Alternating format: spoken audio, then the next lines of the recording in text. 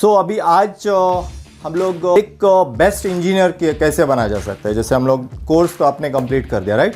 तो एक अच्छा इंजीनियर बनने के लिए क्या क्या क्वालिटीज़ चाहिए और क्या क्या नॉलेज हमने जो लिया है, मतलब अपने लैपटॉप रिपेयरिंग सीखा है, लेकिन एक कैसे बेस्ट इंजीनियर बन सकते हैं और कैसे बेस्ट आउटपुट आ सकता है, उसके ऊपर हम डिस्कशंस करेंगे।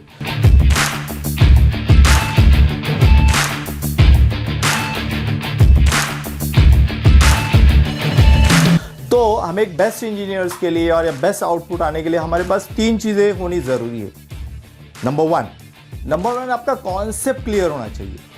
बहुत लोग देखते हैं कि उनका कॉन्सेप्ट ही क्लियर नहीं होता है, लेते हैं मदरबोर्ड, लेते हैं हॉटगन, मारते चालू हुआ तो हुआ। सो उनको पता ही नहीं था ये SLP3 क्या है, RSM RST क्या है, सिस्टम पावर गुड क्या होता है, PLD रीसेट क्या होता है। उनको आप बोलने के लिए जाएंगे ना तो उनको कुछ पता नहीं रहेगा। सो इम्पॉर्टेंट थिंग इज़ कि हमारा कॉन्सेप्ट क्लियर होना चाहिए, और कॉन्सेप्ट क्लियर होने के लिए हमारे पास बेसिक इलेक्ट्रॉनिक्स का नॉलेज, बेसिक इलेक्ट्रॉनिक्स हमारा क्लियर होना चाहिए। मॉस्फेट क्या होता है, N चैनल मॉस्फेट कौन सा है, P चैनल मॉस्फेट कौन सा है, या क्रिस्टल का काम क्या है, डायोड का काम क्या है, अलग अलग चिप्स का काम क्या है, ये क्लियर अंडरस्टैंडिंग हमारे माइंड के अंदर होना चाहिए। That is number 1। ठीक है, कॉन्सेप्ट के बाद, इलेक्ट्रॉनिक्स के बाद आपको आना चाहिए पावर सीक्वेंस। मतलब लैपटॉप मदरबोर्ड में या एप्पल मदरबोर्ड में अलग अलग पावर सीक्वेंस होते हैं। जैसे आपने देखते हैं कि अलग अलग टाइप्स के मदरबोर्ड होते हैं। जैसे होता है कॉम्पिल होता है, क्वांटा होता है, विस्ट्रॉन होता है, फॉक्सकॉन होता है, इन्वेंटेक होता है। तो इन हर एक का पावर सीक्वेंस में अलग अलग है, और वापस जनरेशन चेंज होने के बाद अलग अलग पावर सीक्वेंस हो जाता है। सो आपका पावर सीक्वेंस क्लियर होना चाहिए। जैसे लैपटॉप के अंदर 3-4 प्रॉब्लम मेन आते हैं। डेड लैपटॉप आता है, शॉर्ट सर्किट्स आता है, नो डिस्प्ले आता है, या पावर ऑन होके ऑफ हो जाता है, ऐसे प्रॉब्लम्स आते हैं। तो ये प्रॉब्लम के लिए आपको कौन से सेक्शन में देखना है, तो उसके लिए आपका कॉन्सेप्ट क्लियर होना जरूरी है। अगर दूसरा जो हमारा टॉपिक्स है वो स्किल्ड मतलब क्या है कि हम लोग अलग अलग इंस्ट्रूमेंट यूज़ करते हैं, मल्टीमीटर यूज़ करते हैं, हॉट एयर गन यूज़ करते हैं, सोल्डरिंग आयरन यूज़ करते हैं, फिर BGA मशीन यूज़ करते हैं, DC पावर सप्लाई यूज़ करते हैं, ऑसिलोस्कोप, या आप सिग्नल एनालाइजर का भी इस्तेमाल कर सकते हैं ऑसिलोस्कोप के जगह पे। और बाकी सारे डिवाइसेस को आपको प्रॉपर शॉर्ट सर्किट निकालना है तो शॉर्ट सर्किट किलर भी आजकल कोई यूज़ करता है, या फिर आप DC पावर सप्लाई को भी यूज़ कर सकते हैं शॉर्ट सर्किट निकालने के लिए। तो ये सब इंस्ट्रूमेंट्स हमें प्रॉपर यूज़ करने के लिए आना चाहिए। बहुत लोगों को ऐसा होता है कि पता होता है कि ये इसके अंदर ये SIO फॉल्टी है या ये VRN चिप फॉल्टी है, लेकिन जब वो सोल्डरिंग कर पाते हैं तो जब वो सोल्डरिंग करते हैं तो वो SIO को निकाल नहीं पाते, या निकाल पाते हैं लेकिन उसको वापस रिफिक्स नहीं कर पाते। तो उनका वो स्किल्ड बहुत वीक होता है। तो स्किल्ड अच्छा होना चाहिए, और स्किल्ड के लिए एक ही चीज़ ज़रूरी है, वो कांस्टेंट प्रैक्टिस। आपको हमेशा लगातार उसको कांस्टेंट प्रैक्टिस करनी पड़ेगी। सोल्डरिंग आयरन की, हॉट एयर गन की, जैसे जंपर मारना है आपको, SIO के एक पिन से दूसरे पिन पे जंपर मारना है, तो वहाँ पे आपको एक्यूरेसी, सोल्डरिंग आयरन आपके पास शार्प होना चाहिए, फ्लक्स आपके पास अच्छा वाला होना चाहिए, जंपर वायर अच्छा होना चाहिए, तो वो जंपर यहाँ से वहाँ पे मारना है, या फिर SIO आपको लगाना है, या फिर BGA पे आपको रिबॉलिंग करके वो वही चिप रिफिक्स करना है, तो रिबॉलिंग आपको परफेक्ट आना चाहिए। तो इसको हम लोग स्किल्ड बोलते हैं। तो ये स्किल्ड आने चाहिए, जिसके अंदर आपको बायस फ्लैशिंग परफेक्ट आना चाहिए, SIO प्रोग्रामिंग परफेक्ट आना चाहिए, अगर बॉडी क्रैक हुआ तो फैब्रिकेशन परफेक्ट आना चाहिए। तो ये स्किल्ड आना चाहिए। मतलब एक हो गया कॉन्सेप्ट, आपका कॉन्सेप्ट क्लियर है, और दूसरा हुआ हमारा स्किल्ड।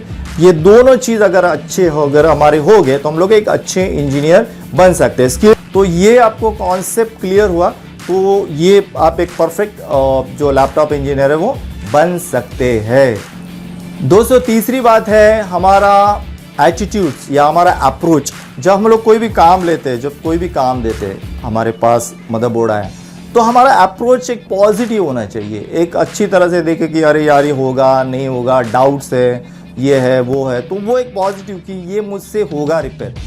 और जब कोई भी मदरबोर्ड आपके हाथ में आया तो आप उसको प्रॉपर पहला सिम्टम देखो तो उसका सिम्टम क्या है, वो डेड है, शॉर्ट सर्किट है, नो डिस्प्ले है, या पावर ऑन होकर ऑफ होता है, या डीम डिस्प्ले। तो कोई भी लैपटॉप खोलने से पहले आप पहला उसका सिम्टम देखो, एक बार ऑन करके उसका सिम्टम देखो कि उसके अंदर सिम्टम क्या है, और सिम्टम के हिसाब से आप एक माइंड के अंदर विजुअलाइज करो कि इसके अंदर क्या प्रॉब्लम हो सकता है। उसके बाद आप उसको ओपन करने के लिए लो। तो एक अप्रोच होता है, वो अप्रोच आपके पास प्रॉपर होना चाहिए।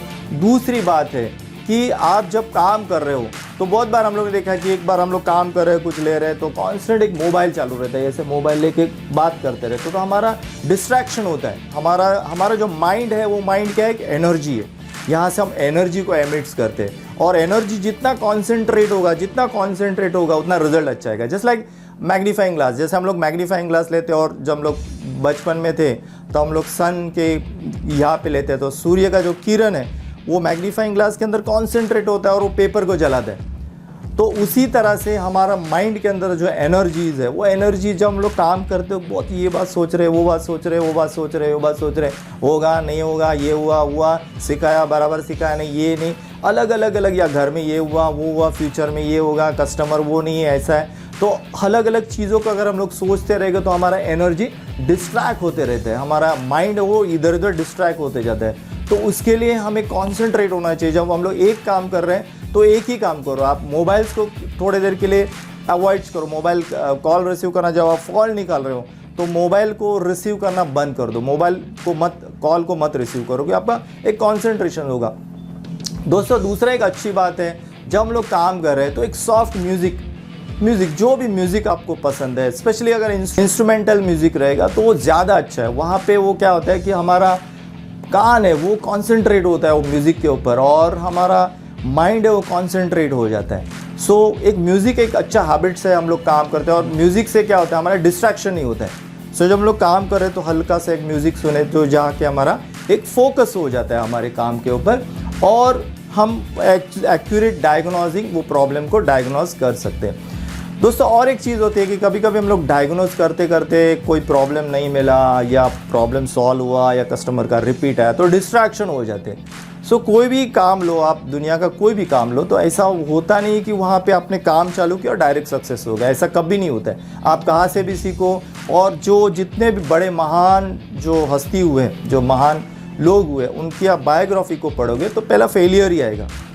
सो आप फेलियर से डिस्ट्रैक्ट मत हो जाओ। जैसे आपने कुछ मदरबोर्ड ले लिया, आप रिपेयर करने के लिए बैठ गए और देखेगा अरे यार हो नहीं रहा है, दूसरा लिया अरे यार हो नहीं रहा है, तो शुरुआत में ऐसी चीज़ होगी तो आप उसको डिस्टर्ब मत होना कि अगर फेलियर से आप डिस्टर्ब होके गिव अप कर दोगे तो आप लाइफ में कुछ नहीं कर पाओगे, क्योंकि ये शुरुआत में फेलियर होगा ही होगा। शुरुआत में आपसे मदरबोर्ड होंगे ही नहीं होंगे रिपेयर, तो उसको आप डिस्ट्रैक्ट मत करो, क्योंकि लेकिन फेलियर आपको बहुत कुछ सिखा देता है। आप जब आप कोई लैपटॉप कर रहे हैं तो बहुत सारे सिग्नल्स को देख रहे और लास्ट में देख रहे हैं कि ये नहीं हुआ, लेकिन जितना टाइम आपने उसके अंदर स्पेंड किया है उसको समझने के लिए, उसको रिपेयर करने के लिए, वो टाइम आपका वेस्ट नहीं होगा, क्योंकि वो सिग्नल्स और आपके वो वोल्टेजेस आपको याद रह जाएंगे और नेक्स्ट टाइम आप जब आपको इसी टाइप का कुछ प्रॉब्लम आएगा तो उसको आप आराम से उसको सॉल्व कर सकते हो। तो दोस्तों फेलियर्स को आप डरना मत, फेलियर्स आएंगे शुरुआत में। जब भी आप ये काम करोगे तो आपसे फेलियर हो गए या आपने लैपटॉप रिपेयर करके दिया, कस्टमर के पास गया,